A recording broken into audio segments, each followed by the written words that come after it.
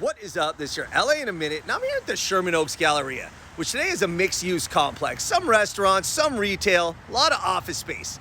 But in the 1980s, the Sherman Oaks Galleria was the mecca for mall culture, which Los Angeles exported to the world. I'm talking about Valley Girl. I'm talking about Fast Times at Ridgemont High. That all came from right here in Los Angeles at the Sherman Oaks Galleria. Let's get into it. The Galleria opened October 30th, 1980 on what was formerly Moses Sherman's 1,100-acre ranch. Yes, Moses Sherman of Sherman Oaks. It opened with a May Company anchoring the north end, a Robinson's on the south end, and by the end of the year, a Pacific 4 theater went upstairs, which would forever change the Sherman Oaks Galleria, the Valley, and Los Angeles. Now, when the Galleria opened, it was a big deal. 3 floors of high-end stores, fashion destinations, and a food court in an up-and-coming area of the Valley that didn't yet have a central shopping destination. Now, while the shopping was good, the hanging out was better. It was one of the first malls to cater to the teen and adolescent crowd. It became a hotspot for hanging out and a place where parents would often just drop off their kids for a few hours.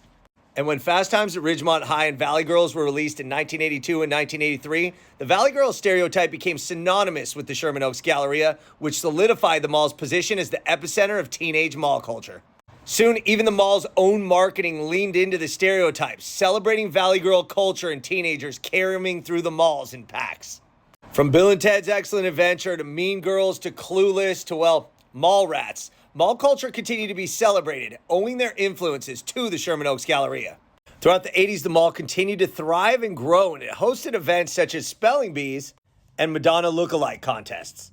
But by 1992, the Galleria faced its first challenge. It was the merger of the mall's 2 anchors, Robinson's and May Company. As a result of the merger, both anchor spaces were rebranded as Robinson's May, which confused some shoppers.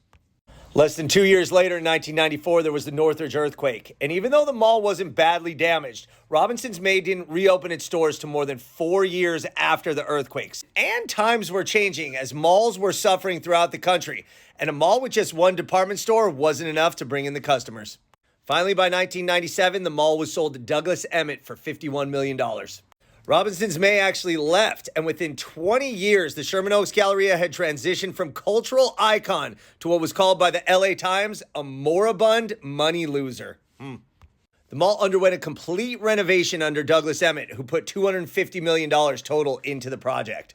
It was now an open-air space with an ArcLight movie theater, with a focus on higher-end restaurants and more office space, 1 million square feet of office space to be precise. So Los Angeles exported mall culture to America and to the world. And it all started right here at the Sherman Oaks Galleria. All right, LA, it's been a minute.